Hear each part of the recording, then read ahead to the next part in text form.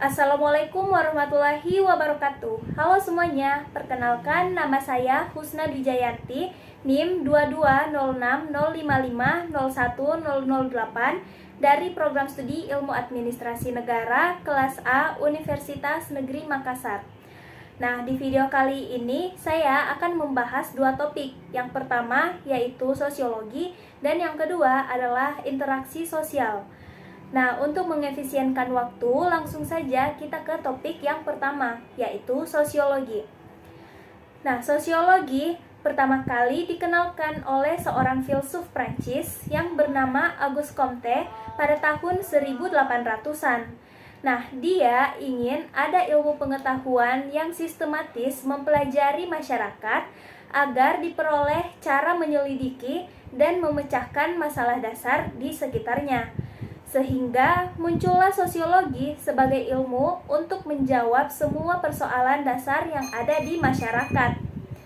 Jadi, apa sih sosiologi itu?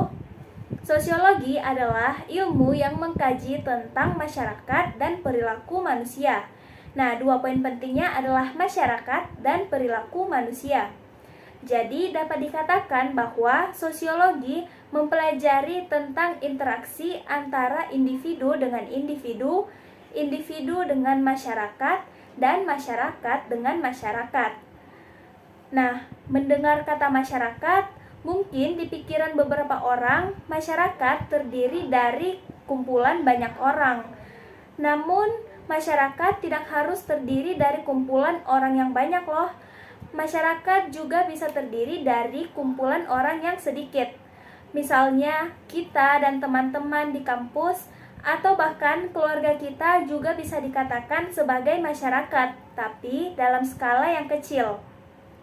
Nah, masyarakat bisa kita bilang sebagai sekelompok orang yang berada dalam satu tempat yang sama, di mana sebagian besar interaksinya terjadi antara individu dengan individu yang berada dalam kelompok tersebut. Nah, misalnya saat berada di kelas, kita dan teman-teman serta dosen yang sedang mengajar itu bisa dikatakan sebagai masyarakat karena berada dalam satu tempat yang sama dan saling berinteraksi. Lalu, bagaimana dengan perilaku manusia? Nah, misalnya nih, kita bingung mau beli HP merek apa, mau Samsung atau mau iPhone. Nah, itu juga bisa dipengaruhi oleh orang lain loh. Misalnya dari iklan, atau karena teman kita membeli merek tertentu, sehingga kita juga yakin untuk membeli merek yang sama. Nah, itu juga merupakan salah satu contoh dari perilaku manusia.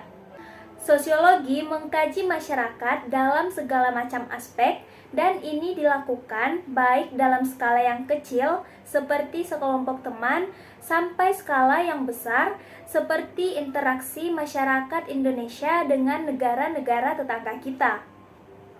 Nah, sosiologi mengkaji itu semua dalam berbagai perspektif.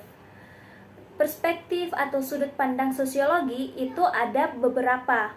Nah, perspektif yang pertama, ilmu sosiologi melihat yang umum dari sekumpulan fenomena yang spesifik.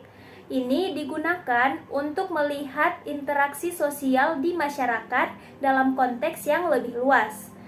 Nah, anggota masyarakat dapat dibagi secara umum, misalnya anak-anak dan orang dewasa, pria dan wanita, bahkan yang kaya dan yang miskin. Nah, perspektif yang kedua, ilmu sosiologi melihat yang asing dari fenomena yang umum dikenal. Hal ini mendorong kita untuk melihat keunikan dari fenomena yang umum kita kenali atau yang biasa kita lihat. Nah, terdapat 4 ciri-ciri sosiologi. Yang pertama adalah non-etis, artinya kita tidak melihat baik atau buruknya persoalan tersebut untuk diri kita sendiri. Kemudian yang kedua adalah empiris, artinya persoalan yang kita sampaikan itu berdasarkan hasil pengamatan dan tidak bersifat spekulatif.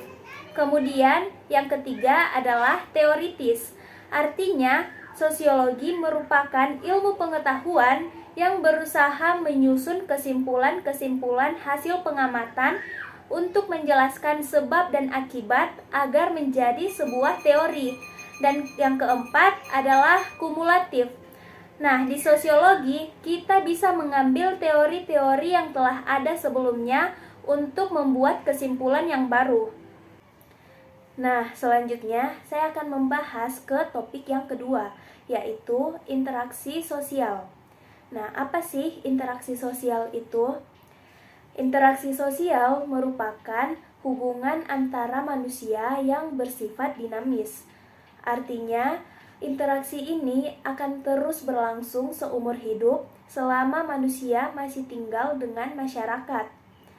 Nah, mengapa demikian?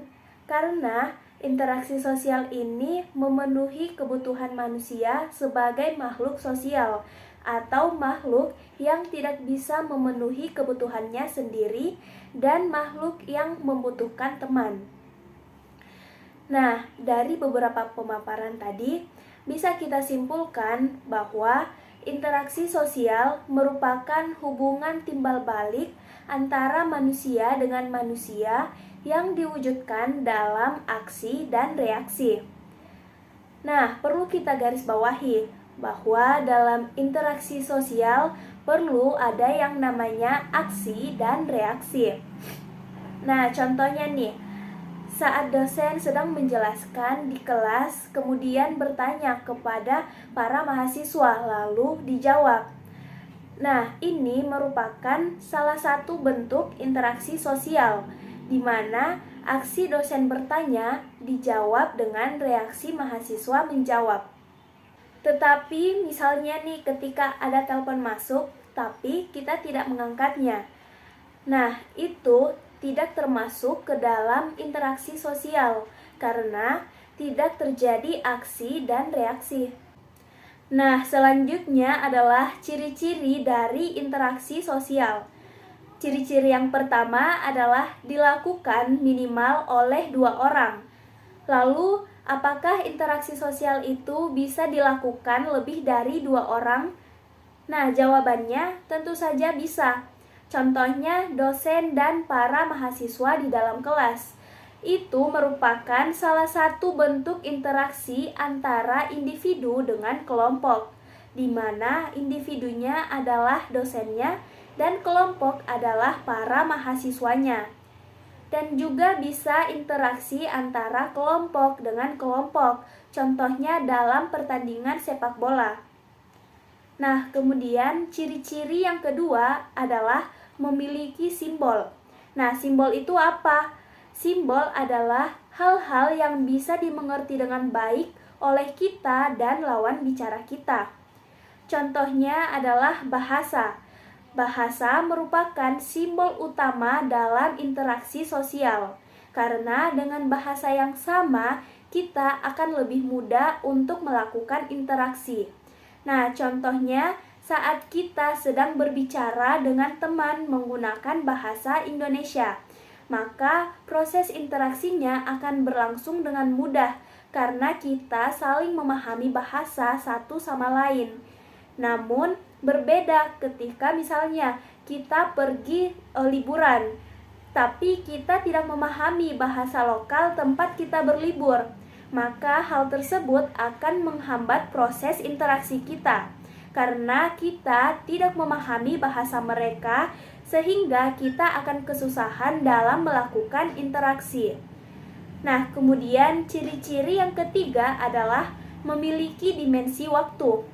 Artinya, interaksi bisa kita lakukan hari ini, besok, kemarin, atau bahkan ada waktu-waktu tertentu untuk melakukan interaksi. Nah, kemudian ciri-ciri yang keempat adalah memiliki tujuan yang ingin dicapai. Contohnya, ketika dosen sedang menjelaskan pelajaran di depan para mahasiswa. Tujuannya apa? Tujuannya agar pelajaran itu dapat diterima dengan baik oleh para mahasiswa. Nah, karena tidak semua hal yang kita lakukan bersama masyarakat merupakan bentuk interaksi, maka terdapat syarat-syarat terjadinya interaksi sosial. Nah, syarat-syaratnya yang pertama adalah kontak sosial. Kontak sosial merupakan cara bagaimana masyarakat melakukan interaksi. Nah, kontak sosial ini dibagi menjadi dua, ada primer dan ada sekunder. Primer yaitu dilakukan secara tatap muka atau bertemu langsung. Sedangkan sekunder itu menggunakan media bantuan seperti telepon genggam. Nah, kemudian syarat yang kedua adalah komunikasi. Komunikasi adalah cara kita untuk menyampaikan pesan kepada orang lain. Nah, komunikasi ini dibagi menjadi dua, ada verbal dan ada nonverbal. Verbal dilakukan menggunakan bahasa, seperti saat kita sedang berbicara atau menulis. Nah, sedangkan nonverbal itu dilakukan menggunakan isyarat, seperti isyarat tangan atau isyarat mata. Selanjutnya ada bentuk-bentuk dari interaksi sosial. Nah, bentuk-bentuk dari interaksi sosial ini diklasifikasikan menjadi dua. Yang pertama adalah proses asosiatif. Bentuk interaksi sosial asosiatif merupakan bentuk interaksi sosial positif yang mengarah pada kesatuan. Interaksi sosial asosiatif ini penting untuk kemajuan masyarakat. Dalam proses interaksi sosial asosiatif, anggota-anggota masyarakat berada dalam keadaan harmoni dan lebih mengarah pada pola-pola kerjasama. Proses asosiatif dibagi menjadi 4. Yang pertama adalah kerjasama. Kerjasama merupakan usaha yang dilakukan oleh 2 orang atau lebih untuk mencapai tujuan bersama. Kerjasama dibagi menjadi 4. Yang pertama adalah kerjasama spontan, yang kedua kerjasama langsung, yang ketiga kerjasama kontrak, dan yang keempat kerjasama tradisional. Nah, kemudian yang kedua adalah akomodasi. Akomodasi merupakan upaya penyesuaian diri antara 2 orang atau lebih yang saling bertentangan. Ini dilakukan sebagai upaya untuk mengurangi ketegangan antara pihak yang sedang bertentangan. Nah, yang ketiga adalah asimilasi.